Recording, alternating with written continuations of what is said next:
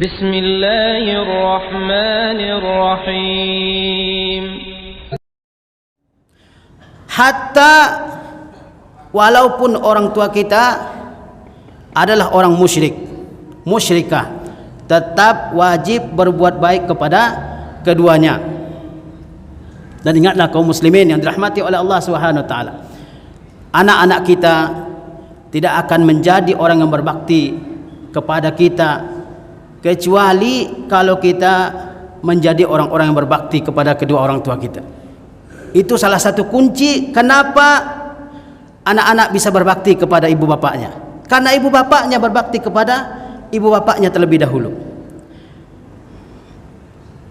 Walaupun ibu dan bapak kita orang musyrik sekalipun, tetap wajib berbuat baik kepada keduanya.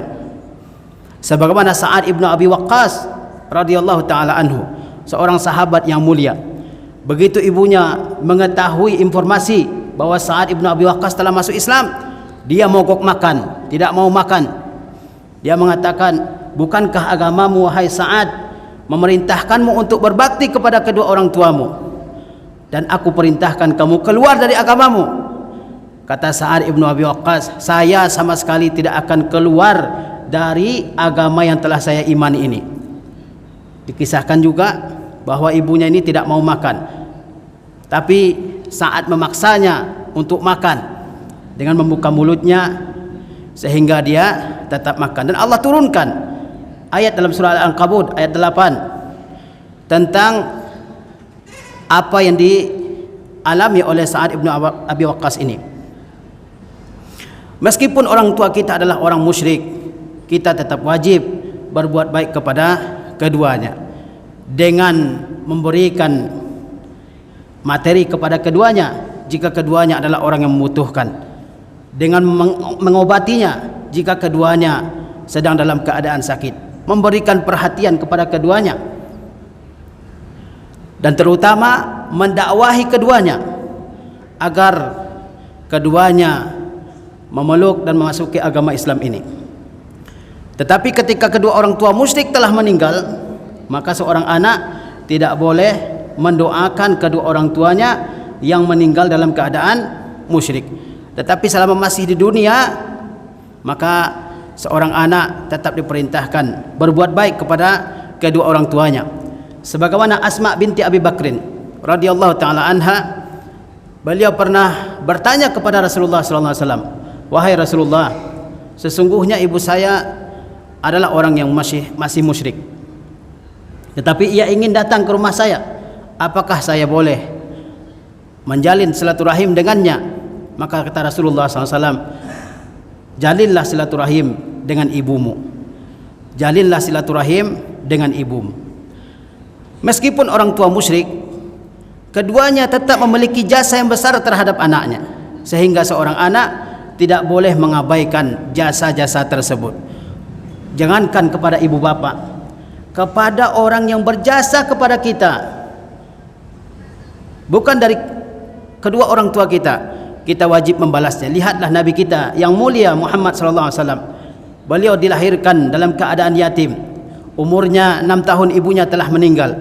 Umurnya 8 tahun kakeknya yang mengasuhinya Abdul Muttalib juga telah meninggal. Dan yang mengasuhnya setelah itu adalah pamannya Abu Talib, orang musyrik. Tetapi ketika Rasulullah SAW telah beranjak dewasa, punya keluarga, dan beliau melihat bagaimana susahnya pamannya Abu Talib mengasuh anak-anaknya yang banyak, maka Rasulullah SAW mengambil salah satu anak dari Abu Talib, yaitu Ali, dan diasuh oleh Rasulullah SAW sebagai raddul jamil, membalas jasa Abu Talib yang dulu mengasuh Nabi SAW. Setelah beliau dewasa, beliau juga membalas jasa pamannya dengan mengasuh salah satu anak pamannya, Abu Talib. Karena itulah karena itulah Ali adalah orang yang diasuh oleh Rasulullah SAW dalam rumah tangganya bersama Khadijah radhiyallahu taala anhu, sehingga Ali adalah orang yang tidak pernah tersentuh dengan kesyirikan karena hidup di bawah rumah tangga yang beriman dan bertauhid. Kaum muslimin yang dirahmati oleh Allah Subhanahu wa taala, meskipun orang tua kita orang musyrik, tetap kita wajib berbakti kepada keduanya, melembutkan perkataan keduanya, memberikan perhatian kepada keduanya. Tetapi kalau kafir harbi, orang tua kita kafir harbi, dia memerangi kaum muslimin, maka seorang anak ya tidak boleh berbuat baik kepada bapaknya tersebut. Kemudian kaum muslimin dirahmati oleh Allah Subhanahu wa taala. Fa kaifa iza kana al-abawani mu'minain? Bagaimana gerangan kalau kedua orang tua kita itu orang mukmin? Tentu lebih pantas lagi, lebih patut lagi untuk membalas jasa-jasa keduanya. La ya'murani illa bil khair, di mana keduanya tidak memerintahkan kecuali kebaikan.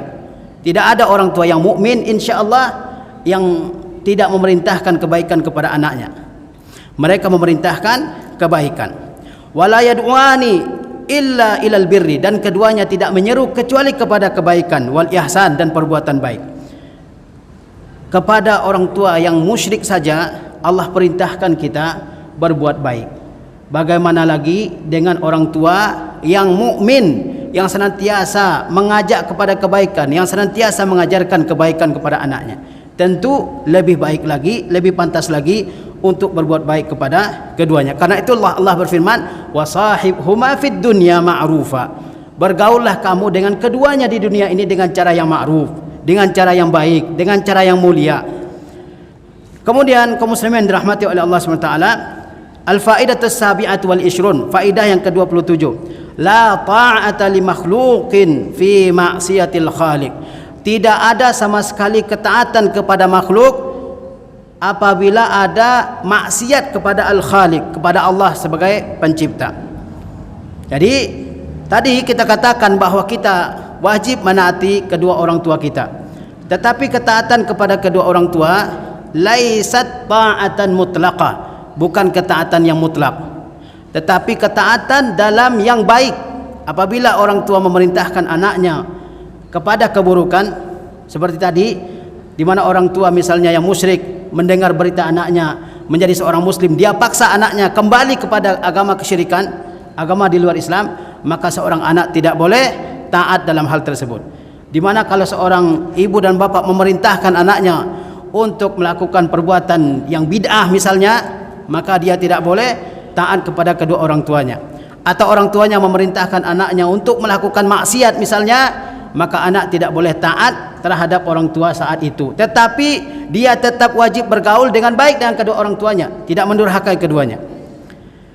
La ta'ata li makhluqin fi ma'siyatil khaliq. Tidak ada sama sekali ketaatan kepada makhluk dalam maksiat kepada Al-Khaliq, jika ada unsur maksiatnya kepada Al-Khaliq, kepada Allah Subhanahu wa taala. Ketaatan kepada Allah Subhanahu wa taala ta'ah mutlaqah, ketaatan yang mutlak. Ketaatan kepada Rasulullah ta'ah mutlaqah, ketaatan kepada Rasulullah juga ketaatan yang mutlak. Tetapi kepada manusia yang lain ketaatannya ada batasnya, yaitu ketaatan dalam kebaikan. Selama dia memerintahkan kebaikan ditaati, tetapi jika memerintahkan kepada maksiat, kepada dosa, kepada kesyirikan, maka tidak boleh ditaati. Sebagaimana Rasulullah SAW bersabda, innamat ta'atu fil ma'ruf, sesungguhnya ketaatan itu hanya dalam perkara yang ma'ruf, perkara yang baik. Beliau juga bersabda, la ta'ata li makhluqin fi ma'siyatil khaliq. Tidak ada sama sekali ketaatan kepada makhluk jika ada ya maksiat kepada Al-Khaliq. Begitu semuanya dalam kehidupan kita ini. Tidak boleh seorang bawahan menaati atasannya jika yang diperintahkan adalah maksiat. Jika yang diperintahkan adalah dosa, jika yang diperintahkan adalah dosa besar atau sebagainya, seperti bid'ah, khurafat, syirik dan sebagainya, tidak boleh taat dalam perkara-perkara tersebut. Allah berfirman, wa in jahadaka ala an tusyrika bima laysa laka bihi ilm fala tuti'huma wa sahibuhuma fid dunya ma'rufa. Dan jika keduanya mengerahkan segala tenaganya, jika kedua orang tua mengerahkan segala tenaganya terhadap engkau, ala an tusyrika bi, agar engkau menyekutukan sesuatu denganku, ma laysa laka bihi ilmun, padahal engkau benar-benar mengetahui bahwasanya tidak ada sekutu bagi Allah sama sekali. Apa kata Allah? Fala tuti'huma, maka janganlah kamu mematuhi keduanya.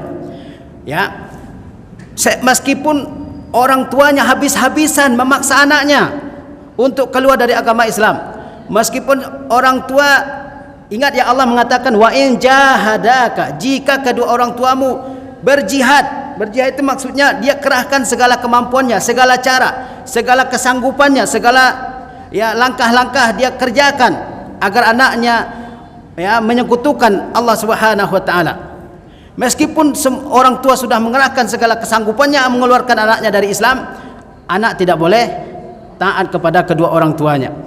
Ya, dan itu bukan perbuatan dosa. Ya, tidak menaati orang tua yang mengajak melakukan kesyirikan, melakukan bid'ah, melakukan maksiat, dosa besar. Ya, itu bukan apa? Bukan dosa, malahan itu pahala.